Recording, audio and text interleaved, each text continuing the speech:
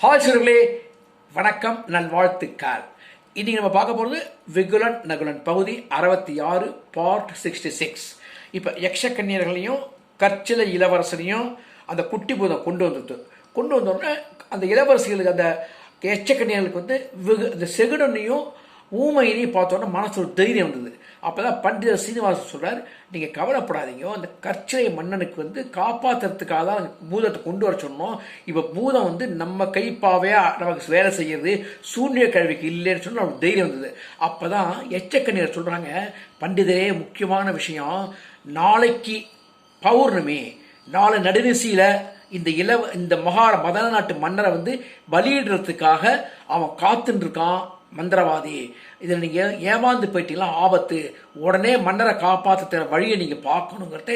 அண்ட சராசரங்கள் நடுங்கிற சத்தம் கேட்கறது, பயங்கரமாக பூமி அசைறது, ஆணு வாயத்தக்க சத்தமும், பறவைகள்லாம் வாய்க்குள்ளே போகிறது, கையை நீட்டிட்டு சிங்கத்தையும் புளியும் எடுத்து வாயில் போட்டுக்கிறது தெரியுது.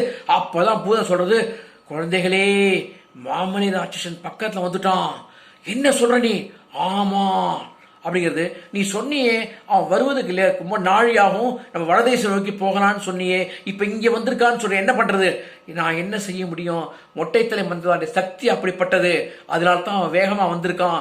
இப்போ நம்ம தப்பிக்கணும், என்ன வழி எனக்கே தெரியலையே அப்படின்னு அது பயந்துட்டே பேசுறது. அப்போ பண்டிதர் சீனிவாசன் சொல்கிறார், ஒரே ஒரு வழி தான் இருக்குது. இவன் மேலே தான் பூமி மேலே நடந்து வரான், இதனால் பூமிக்கு உள்ளுக்குள்ளே இறங்கி வர முடியாது. இப்போ இந்த பூதத்தை விட்டு நம்ம சூன்னிக்க வேண்டிய பொந்துக்குள்ளே நம்ம எல்லாருமே போய் உட்காந்துருப்போம். இவன் போனதுக்கு அப்புறமா வெளில வரலாம் அப்படிங்கிறது. நல்ல இது ஐடியா அது அப்படின்னு மாதங்கி சொல்கிறான். உடனே விகரன்ட்ட சொல்கிறான். விகரன் வந்து குட்டி பூதத்தை சொல்கிறது. உடனே குட்டி பூதம் அத்தனை பெரிய கை லெவல்லே சின்ன சின்ன உருவமாக ஆக்கி அந்த சூன்யக்கழி பாதாள பொந்து இருக்குல்ல, பெரிய அரண்மனை மாதிரி இருக்கும், அது எக்ஸ்ட்ரா கணிக்காக உருவாக்கினது, அதுக்குள்ளே போயிடறாப்புல. போன உடனே அது வாசலில் காவலுக்கு நின்றுருக்கு. அப்போ மாமணி ராட்சஸ் கிட்ட வந்துட்டான். ஐயோ ஒத்துருமே இல்லையே இங்கேன்னு சொல்லிட்டு அவனுக்கு ஒரே கவலையாக இருக்குது. அப்போ கோவமாக பார்க்குறான்.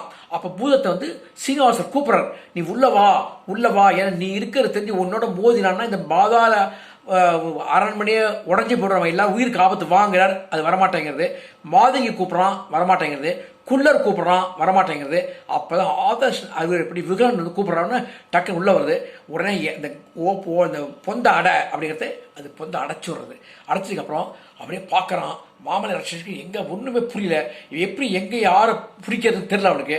அப்போ மேலேயே உட்காந்துக்கிறான், அந்த இவங்க அரண்மனை மேலேயே உட்காந்துக்கிறான். ஏன்னா பொந்து தானே மேலே இருக்கு, அடியில் அரண்மனை இருக்கு, உட்காந்துக்கிறான். அப்போ பயந்துட்டு சீனிவாசர் கேட்குறார், இவன் உட்காந்துலாம் இது நொறுங்கிப்படாதா அப்படிங்கிறது.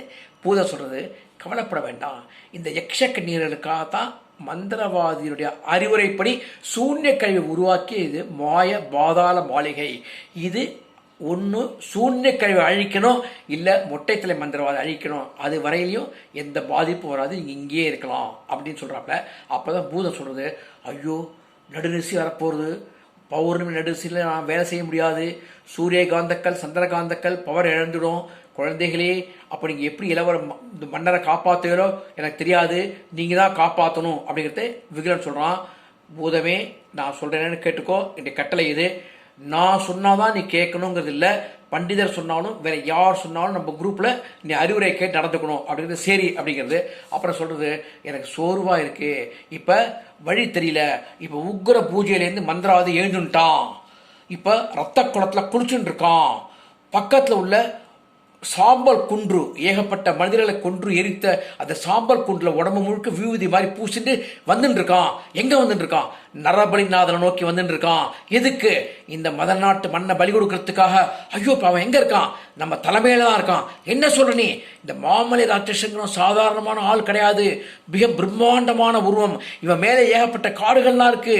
அந்த காட்டில் உள்ள ஒரு இடத்துல தான் இந்த நரபலிநாதரே வச்சிருக்கான் அந்த மந்திரவாதி. அங்கே தான் வந்துட்டு இருக்கான். ஐயோ, ஆபத்தாச்சு, என்ன பண்ணுறது? அதை தான் நானும் சொல்கிறேன், ஒரே வழி, உங்களுடைய பவளக்காளியை நீங்கள் வேண்டிக் கொள்ளுங்கள். இந்த நடுநிசி வரலையும் ரொம்ப ஜாக்கிரதையாக இருக்கணும், பௌர்ணமி அது, இல்லைன்னா மன்னருக்கு ஆபத்து அப்படின்னு சொல்லிட்டே இருக்கிறதையே அது கண்ணை சொருக ஆரம்பிச்சுடுறது. அப்படியே விகலன் அப்படின்னு என்ன பண்ணுறது தகைச்சு நிற்கிறாங்க. அப்போ சமயத்தில் தான் ஒரு சத்தம் கேட்குறது, அண்ணா அண்ணா அப்படின்னு. மீண்டும் நாளை சந்திப்போம். அதுவரை உங்களிடம் விடுவது சுப்ரீதாத்தாவின் பாய்.